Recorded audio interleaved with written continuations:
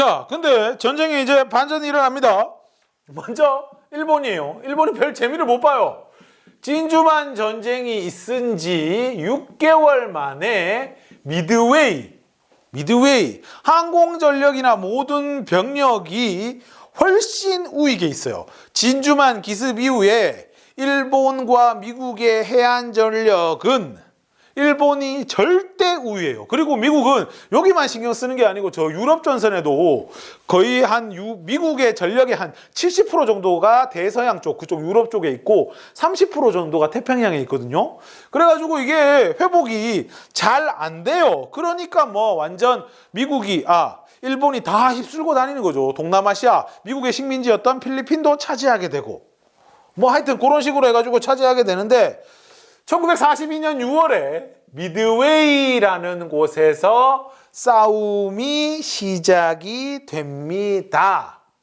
근데 이 싸움에서는 일본이 너무 방심을 했어요. 미국이 한 1년 이상을 꼼짝 못할 것이라고 판단을 했는데 내가 얘기했잖아요. 자기 기준으로 생각하면 안 된다고.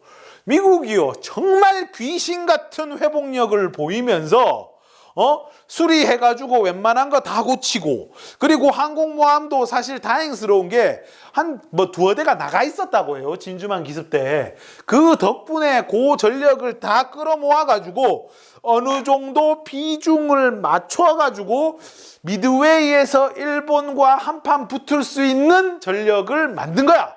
근데 일본은 미국이 약하고 꼼짝 못할 거라고만 생각하고 우리가 태평양 복판에 있는 미드웨이를 공격해도 미국은 손가락만 빨고 있을 거라고 생각하고 그냥 그 전체의 함대 병력을 분산해가지고 이렇게 딱 미드웨이를 돌격하고 있었던, 공격을 하기 위해 이동하던 중에 미국의 전투기가 일본 배를 발견을 하고, 하여튼 옛날에는 먼저 발견하는 게 장땡이거든요. 미안합니다. 먼저 발견하는 게 최고거든요. 그래가지고 싸움이 벌어져가지고 일본 해군을 갖다가 괴멸시켰어요. 네. 일본 해군을 괴멸시킵니다. 항공모함 4척, 당시 5척인가 가지고 왔을 텐데 항공모함 4척이 파괴되고 전투기, 항공모함이 실려있던 항공기가 거의 전멸합니다. 그 얘기는 뭐냐?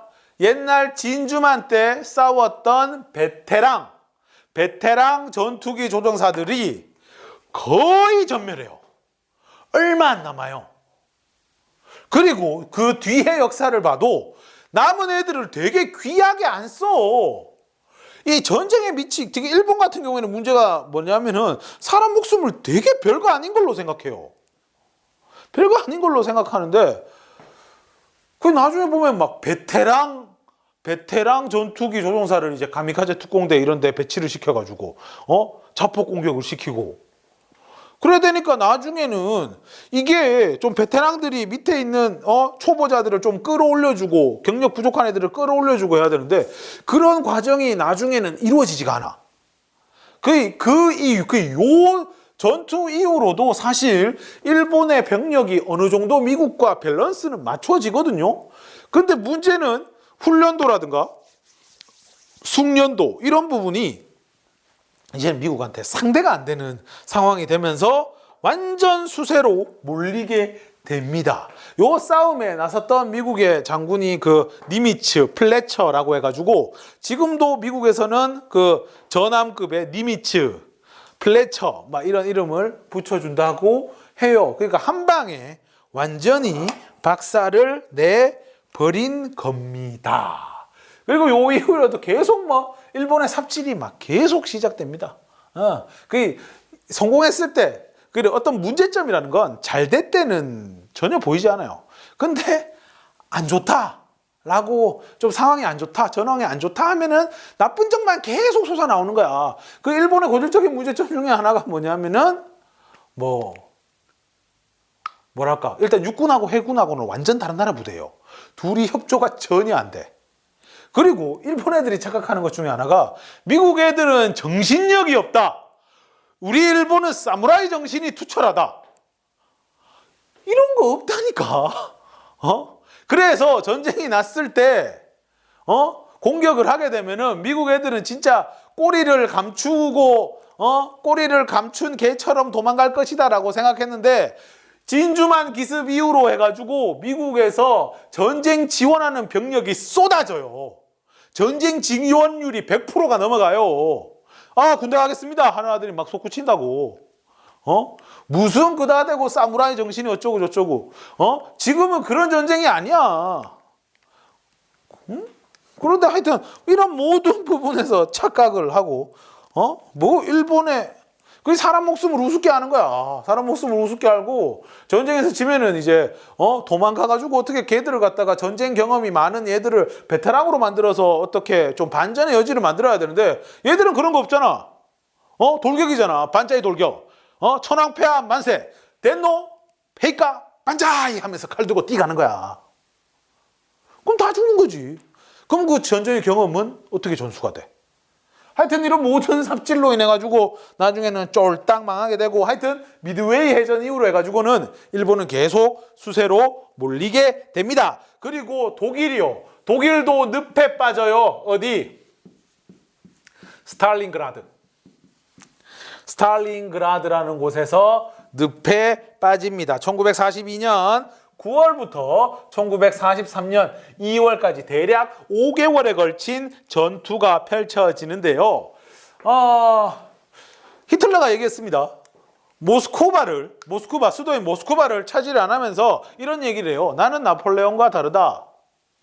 나폴레옹은 모스크바를 차지했지만 곧 러시아의 반격에 의해서 쫓겨났는데 나는 모스크바 이런 거 차지 안 하고 곳곳에 있는 공업지대나 이런 거를 야금야금 파괴하면서 들어갈 거다라고 이야기를 한 거지요.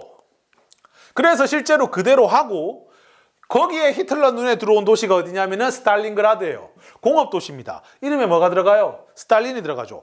소련의 지도자입니다. 소련의 지도자인 스탈린이 들어간 도시. 요거를 장악하게 되면 소련도 어쩔 수 없을 것이다. 거기까지 생각한 건 맞아요. 왜냐하면 독일이 스탈린그라드를 통해 전병력을 투입하니까 소련도 마찬가지로 우리 지도자의 이름이 들어간 도시를 뺏길 수 없다 하면서 병력을 꼬라봤거든요.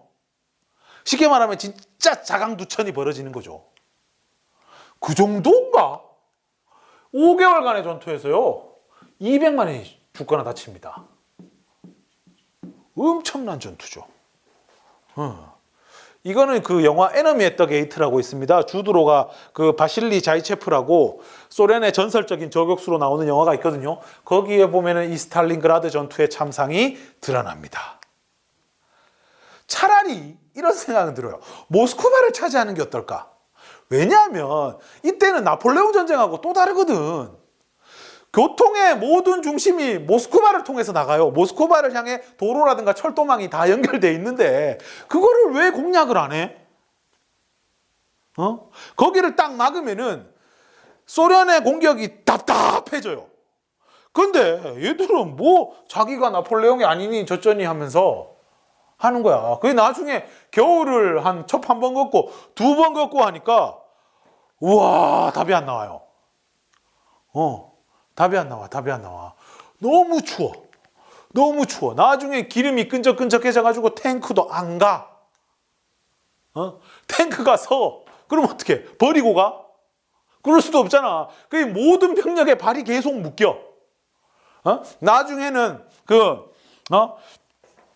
기차 타고 이래 철수를 하는데 하도 춥고 막 바람 들어오고 이러니까 시체 가지고 이렇게 쌓아가지고 바람을 맞고 갈 정도? 뭐 인간성이고 뭐 이런 거 없습니다. 하여튼 요 스탈린그라드 전투에서 독일이 패배를 하게 되고요. 나중에 여기에 치명적인 크리티컬 히트를 날린 게 노르망디 상륙 작전. 그러니까 이때까지만 해도 독일을 공격하는 건 이 소련 쪽에서만 공격을 했었는데 이 소련 쪽에서만 이렇게 공격을 했었는데 이거는 독일도 사실 막을 만하거든. 한 곳에서 막으면 되니까. 그래서 제2의 전설을 만들어 달라고 소련이 계속 요구하게 되고 결국 이 북프랑스 지역 여기가 노르망디라는 도시가 있습니다. 옛날에 노르망디 공 윌리엄이라고 그 있었던 아들 그 친구가 있었던 데거든요. 1944년 6월달 총 4,000척의 배로 32만 명의 병력을 수송한 노르망디 상륙 작전이 펼쳐지게 되고 물론 막대한 피해를 입습니다. 이거는 보면은 그 라이언 일병 구하기라든가 나중에 보면은 그 뭡니까? 밴드 오브 브라더스라든가 거기 보면은 요 전쟁도 만만치 않아요. 굉장히 참혹합니다. 하여튼 요거를 통해서 프랑스 북부 지역을 상륙하고 차지하게 되고요.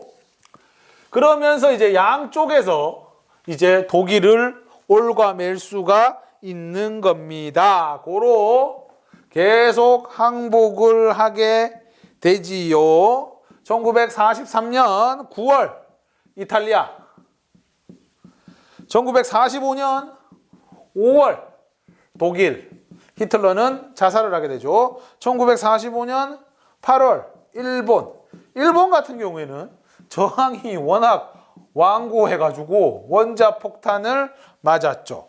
8월 6일 히로시마, 8월 9일 나가사키. 히로시마, 나가사키. 그래가지고 이거를 가지고 지금도 이제 피해자 코스프레를 하고 있는데 보면 좀 웃기죠. 뭐 이거 가지고 뭐 그러냐 하는 이야기죠. 네, 그렇게 돼서 결국에는 전쟁이 끝나게 됩니다. 이탈리아는 진짜 별로 한 거 없이 항복했고요. 네. 독일과 일본 뭐 이것저것 해봤는데 하여튼 안 돼요. 미국이 작정하고 뽑기 시작하니까 게임이 안 돼요. 전투기 작정하고 공장에서 전투기를 찍어내기 시작하니까 생산력 자체가 차원이 달라요. 독일, 일본에서 생산 안 하냐 모두 다 합친 거를 뭐 하루에 만들어내는 거를 뭐 몇 시간 만에 후다닥 만들어가지고 보내버리는데 뭐 게임이 안 됩니다. 그래가지고 결국에는 전쟁이 연합군의 승리로 추축국이 항복하면서 연합군의 승리로 끝나게 되었다 하는 거고 끝까지 할게요. 그래서 이 하여튼 전쟁의 결과입니다. 정말 참혹한 전쟁이지요. 결과 자 인명피해 사망자만 5,000명이 넘어요. 그리고 이 전후 처리 문제를 위해 가지고 뭐 다양한 데서 만납니다. 먼저 뭐 바닷가 배에서 만나가지고 대서양 헌장이라는 거를 미국과 일본이 만들었고요. 1941년. 그 다음에 얄타 회담. 뭐 카이로 회담도 있고 얄타 회담도 있고 여기 왜냐면 여기에 한국과 관련된 이야기도 있기 때문에 이게 좀 더 의미가 있지요. 카이로 회담에서 한국의 애들을 독립시켜 주겠다라든가 뭐 이런 이야기가 들어 있지요. 그 다음에 포츠담 회담. 이렇게 전후 처리를 하게 되고 이후에 결국에는 독일 같은 경우에는요. 4개국 관리, 미국, 영국, 프랑스, 소련 요 4개국 관리에 들어가게 되고 동유럽에는요. 동유럽 같은 경우에는 소련이 독일 점령지를 딱딱딱 차지하면서 들어가기 때문에 새로운 질서, 사회주의가 확산을 합니다. 소련을 중심으로 해서 사회주의가 확산이 되고 결국 이것은 이후에 냉전의 씨앗이 되지요. 요때부터 영국이 이 소련이 유럽에서 자꾸 세력을 넓히는 거에 대한 굉장한 견제를 들어갑니다만은 할 수 있는 게 없죠. 왜? 영국도 폭격 때문에 엄청 고생했거든. 그리고 특이하게 전범재판, 전쟁 범죄자들에 대한 재판이 이루어집니다. 뉘른베르크 전범 재판, 그 다음에 도쿄 전범 재판, 뭐 이런 것들이 있었다 하는 이야기고요. 그리고 앞으로 우리 싸우지 말자라고 하면서 국제 공조의 필요를 느끼게 됩니다. 그래서 만들어지는 게 국제연합, 쉽게 말하면 UN이라는 게 이때 생겨나게 됩니다. 1945년 10월 달이고요. 경제적으로는 브레튼 우즈 체제라고 해가지고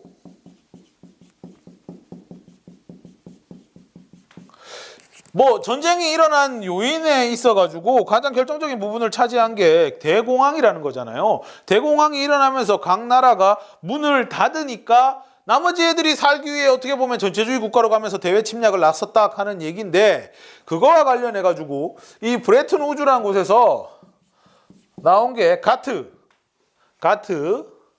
관세무역 일반협정이라고, 이게 나중에 그 뭡니까 자유무역 뭐 이런 거죠. WTO 뭐 이런 게 나오게 되는 거죠. 그 다음에 IBRD라고 국제은행이란 것도 여기 나오게 되고, 그 다음에 IMF 힘들 때 돈 빌려주는 국제통화기금, 그리고 이제 금본위제, 옛날에는 금이 중심이 됐다면 이제는 뭐냐, 달러 본위 제도가 등장을 해요. 달러 본위. 달러가 최고다. 왜냐하면 미국에서 금을 80% 이상 가지고 있었거든. 그러니까 야, 앞으로 그냥 달러 쓰자. 전 세계 전 세계에 통용되는 화폐는 그냥 달러를 기준으로 하자. 네 나라에 달러를 얼마 있냐에 따라 가지고 이렇게 하자. 옛날에는 화폐 발행의 기준이 은이나 금이었다고. 은이 이만큼 있으면 나도 화폐 발행을 이만큼 해야 되는 거야. 그게 아닌데 만약에 문제가 생긴다 하면 이제 골치 아파지는 거야. 그런데 이 달러를 많이 가지고 있으니까 미국에서 얘기하는 거지. 야, 이제 달러를 얼마 가지느냐에 따라서 이거를 갖다가 화폐 발행을 정하자라는 식으로 달러 본위제가 들어갔는데, 지금은 뭐 무슨 본위가 의미가 없어요. 그렇다고 해서 달러 갖다 준다고 해서 금으로 바꿔주느냐? 이때는 금으로 바꿔줄 수 있기 때문에 이렇게 했는데, 지금은 금으로 못 바꾸죠. 한번 1980년대인가? 한번 프랑스 독일 이런 애들이 야, 이거 금으로 바꿔줘. 니 바꿔줄 수 있나? 안 되는데 하면서 해가지고 이제는 그냥 이제 명목만 이렇게 남은 거죠. 뭐 하여튼 그렇습니다. 이건 경제적인 얘기니까 나중에 더 필요한 친구들은 공부를 더 해 보시고요. 자, 이렇게 하면은 판서에 관련된 거는 다 했습니다. 네.